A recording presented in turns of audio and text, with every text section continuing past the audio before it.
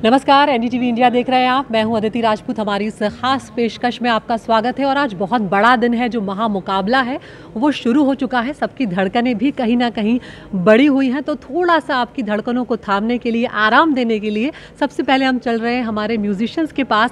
क्या है आपके मन में, क्या कुछ चल रहा है जी? अरे जल्दी आओ जी,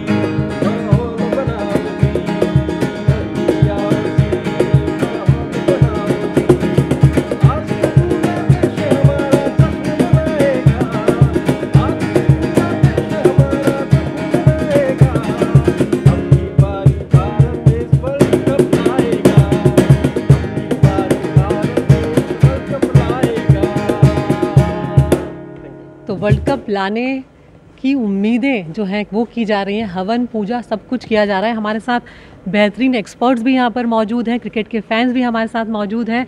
सबसे पहले सबा और विजय, मैं आप दोनों के पास आना चाहूँगी। बहुत मैच आप लोगों ने देखे। ये जो मोमेंट होता है, चाहे कितना ही अच्छा सफ़र रहा हो, लेकिन विजय कहीं ना कहीं एक प्रेशर जो है वो क्रिएट एक टाइम के बाद होने लगता है। जी बिल्कुल होने लगता है। और आप होने इसलिए भी लगता है ना कि जो भी चीज़ आसपास देखते हैं, जो भी चीज़ आप महसूस करते हैं, पता चलता है, वो सिर्फ चाहे गुड प्रेशर हो या बैड प्रेशर हो, वो बिल्ड ज़रूर होता है।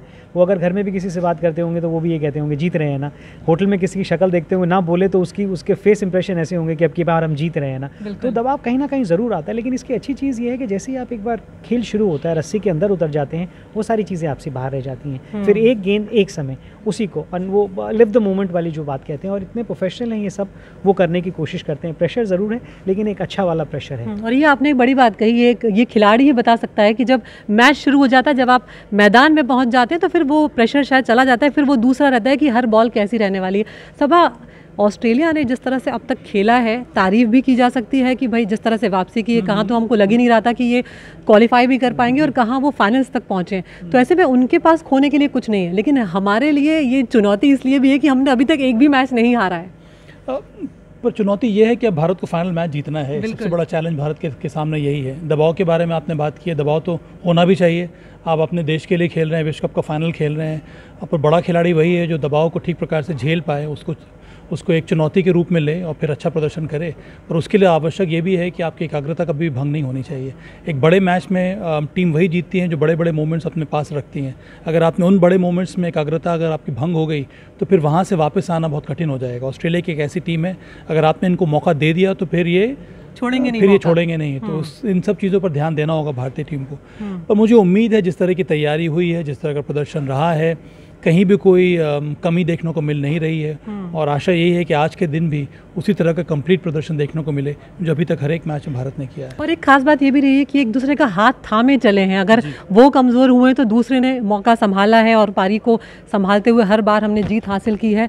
आप फैंस हैं, किस तरह से देख रहे हैं, किस पर आपकी आज नज़र रहने वाली है? मेरी नज़र रहती है वैसे मोहम्मद शमी पे। जैसे पिछले मैचों में भी हुआ है, टीम इंडिया थोड़ी कमज़ोर पड़ी थी न्यूजीलैंड के सामने, और विलियमसन अच्छा खेल रहे थे। उसी बीच में शमी आए और शमी ने 2 विकेट लगातार लेके दी। शुरुआत में पावर प्ले में 7 ओवर तक कोई विकेट नहीं गिरी थी, तब भी इंडिया पे प्रेशर बिल्ड हुआ थोड़ा। उसके बाद शमी आए, शमी ने 2 विकेट लिए। उसके बाद मिडिल ओवर में फिर से शमी आए, फिर से 2 विकेट लिए। तो शमी चाहेंगे कि पहले न्यूजीलैंड के खिलाफ जैसे प्रेशर को रियलाइज़ किया ना, उसी तरह रिलीज़ कर दे। आप खुद क्रिकेट खेलते हैं? हाँ, आप बॉलर हैं, फास्ट बॉलर, इसीलिए मोहम्मद शमी पर नज़र है। आप? मैं चाइनामैन बॉलर हूँ। अच्छा, मैं कुलदीप यादव का फ़ैन हूँ। कुलदीप यादव के फ़ैन है। तो आज लग रहा है कि ये जो पिच है ये स्पिनर के काम आने वाली है। हाँ, काफ़ी ड्राई विकेट है जैसा कि एक्सपर्ट्स कह रहे हैं, और दिख भी रहा है कि टर्नर हो सकता है, तो कुलदीप यादव और जडेजा के पक्ष में जा सकता है ये गेंद। आप? जी, मैं मोहम्मद शमी का फ़ैन हूँ। जैसे कि अभी तक हमने देखा इस वर्ल्ड कप में कि शुरुआती मैच में उनको मौका नहीं मिला था, लेकिन जैसे ही वो आए हैं और उसके बाद से उन्होंने जो विकेटें लिए हैं, और अब फाइनल मैच तक उन्होंने मतलब वर्ल्ड कप में सबसे ज़्यादा विकेट ले लिए हैं, और शायद सबसे कम मैचों में। तो उम्मीद यही है कि आज भी वो अच्छा करें, और फिर से जैसे न्यूजीलैंड के ख़िलाफ़ उन्होंने अच्छी बॉलिंग की थी, विकेट्स लिए थे 7 विकेट, और उम्मीद करते हैं आज 8 लें तो अच्छा होगा। बिल्कुल। तो ये भी एक अपने आप में अलग चीज़ है कि फाइनल्स तक आते आते आप जो क्रिकेटर्स हैं या जो फैंस भी हैं, सबके मन में मोहम्मद शमी का नाम बहुत ज़्यादा आ रहा है। जनरली हम नहीं तो बैट्समैन के नाम सुनते हैं कि रोहित पर नज़र है, विराट कोहली पर नज़र है, दैया जी, लेकिन यहाँ पर तो ये सब मोहम्मद शमी का नाम ही नहीं छोड़ रहे हैं। शायद ये बात पसंद आए लोगों को, लेकिन लोग मूवमेंट के फ़ैन हैं जी। अगर क्रिकेट के और बारे में, खासकर भारतीय दर्शक बिल्कुल हैं, और भारतीय थोड़े ज़्यादा हैं क्योंकि हमारे नंबर ही इतने हम इतने ज़्यादा हैं, तो वो नंबर आपको ज़्यादा नज़र आते हैं। लेकिन शायद इस वर्ल्ड कप में फाइनल में पहुंच के या जीतने के बाद एक जो मानसिकता है वो चेंज हो, क्योंकि जो भारत का देश है ना, अभी भी हम स्पोर्ट्स ओरिएंटेड कंट्री नहीं है, हम रिजल्ट ओरिएंटेड कंट्री हैं। हम स्पोर्ट्स को प्यार नहीं करते, हम रिजल्ट को प्यार करते हैं। हमें ये लगता है कि जिस भी कंपटीशन में हम खेलने जाएं सिर्फ जीतना है। आप एशिया गए थे, वहाँ पे एशियाड के लिए गए थे, अब की बार 100 पार। किसने क्या किया वो सब भूल गए हैं। अब अगले के लिए क्या तैयारी है वो शायद 1.5 महीना पहले आपको याद आए। ये तो क्रिकेट है, इतना ज़्यादा खेला जाता है और जो रीच है वो इतनी ज़्यादा हो गई कि आपको डे टू डे प्लेयरों का पता चल जाता है कि आज उन्होंने प्रैक्टिस कैसे की, आज वर्कआउट क्या किया। लाइमलाइट में भी रहते हैं ये खिलाड़ी जी, अपने आप को रखते हैं। अगर इसमें आप तारीफ़ करें तो बीसीसीआई की करनी होगी, क्योंकि वही सेम चीज़ और एसोसिएशन के पास भी तो है।